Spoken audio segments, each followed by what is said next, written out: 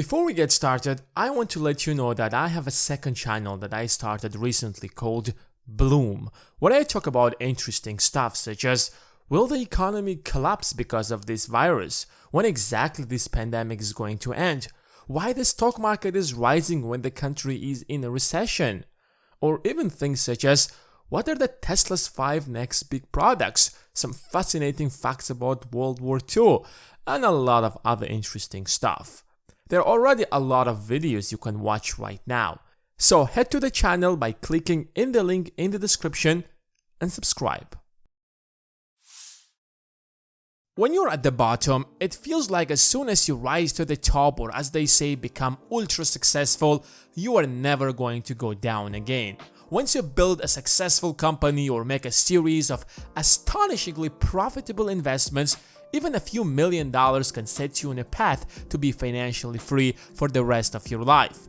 But a few $100,000,000 should not only provide you with a luxurious life for your remaining days here on Earth, but also to your children and grandchildren. But there is another segment in our society that can afford everything they want.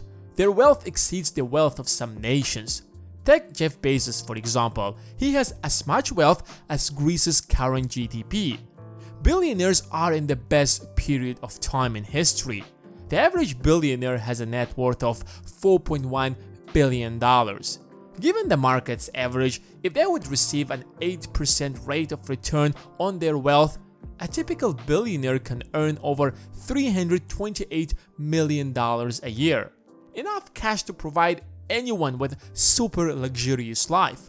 But it's not all sunshine and rainbows. It is as difficult to manage so much money as it is to get there in the first place.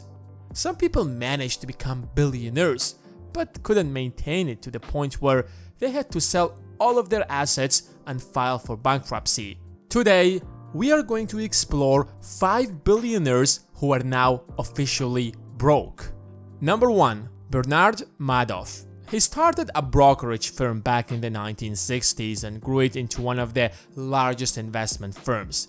At one point, Madoff Securities was the largest market maker at the Nasdaq, and in 2008 was the 6th largest market maker on Wall Street.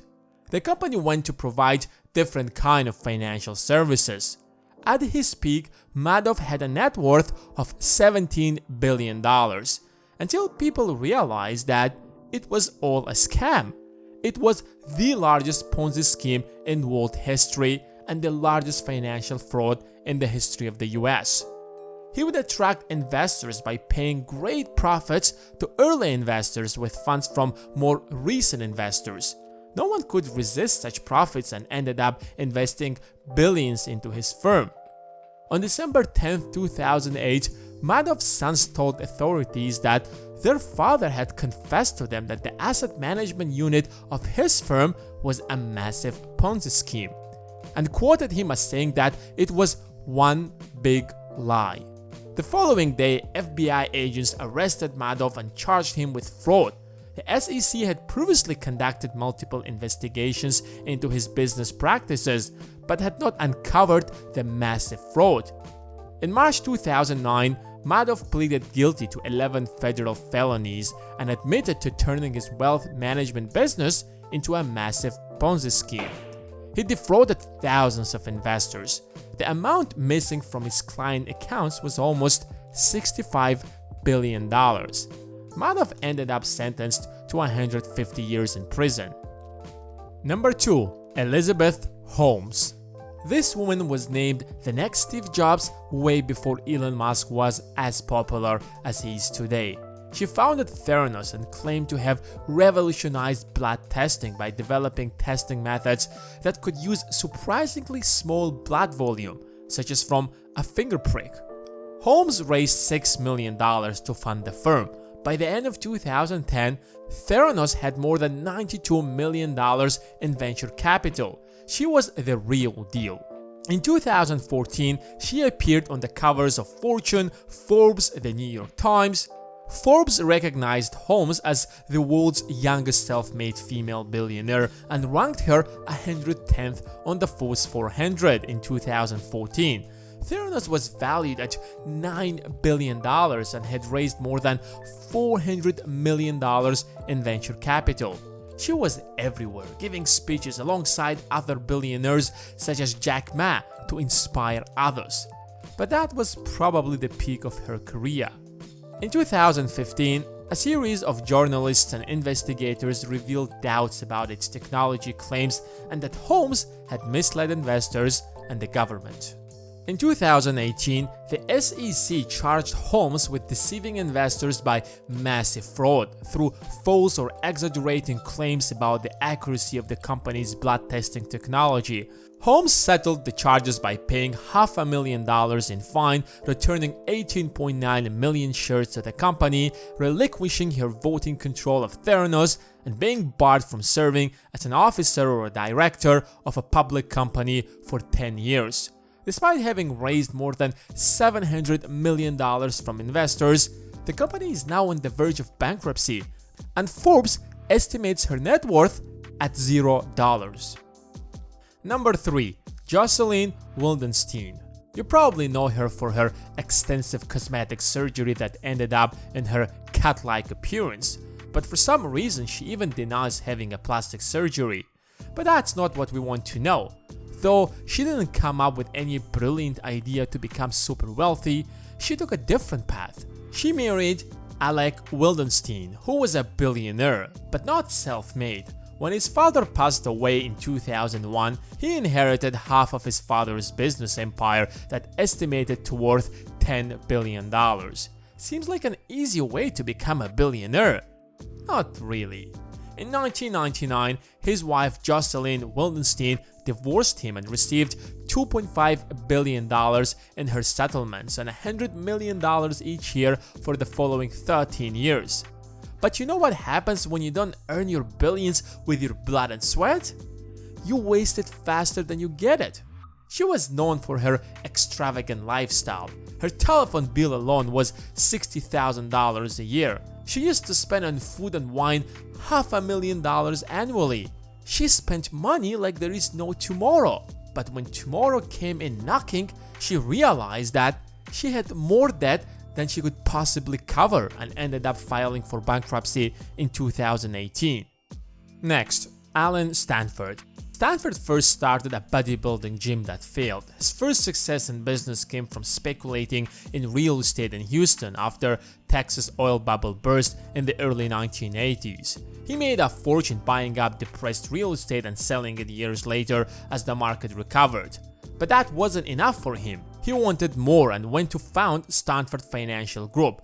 He got into the banking industry. Business was booming. His net worth reached $2.2 billion at its peak because he continuously delivered higher returns to his investors than market's average, which made his business look a bit more suspicious. When pitching to investors, he presented hypothetical investment results as actual historical data in sales pitches to clients and claimed his certificates of deposit were as safe or even safer than US government bonds. But it was leaked later on that companies under Stanford's control were rumored to engage in bribery, money laundering, and political manipulation. Seems like that's what Alan Stanford meant by safe investment. So in 2009, Stanford became the subject of several fraud investigations and was charged with fraud.